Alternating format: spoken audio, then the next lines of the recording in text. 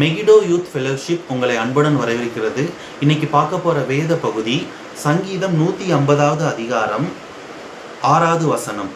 சுவாசமுள்ள யாவும் கர்த்தரை துதிப்பதாக, அல்லேலுயா. ஸோ சுவாசமுள்ள யாவும் கர்த்தரை துதிப்பதாக இருக்கு. ஸோ அப்படி இருக்கும்போது ஆவியானவர் என்ன சொல்கிறாங்கன்னா, நம்ம எல்லாருமே சுவாசம் உள்ளவங்க. ஸோ நான் இதை பார்த்துட்டு இருக்க ஒவ்வொரு சகோதர சகோதரிகள் எல்லாருமே என்ன பண்ணணும்னா, ஆவியானவரை துதிக்கணும்.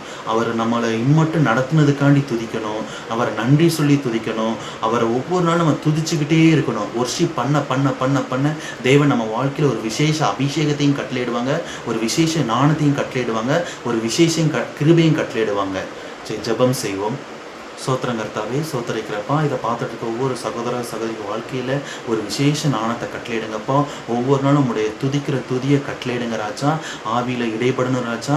வச்சாப்பா பரிசுத்தத்தை கட்டளையிடுங்கப்பா, பாதுகாப்பை கட்டளையிடுங்கப்பா. நீங்கள் எடுத்து பயன்படுத்துங்கப்பா. நீங்கள் அப்படியே செய்ய போகிறதுக்கு நன்றி ராஜா. இயேசுவின் நாமத்தை ஜெபிக்கிற நல்ல பிதாவே, ஆமென்.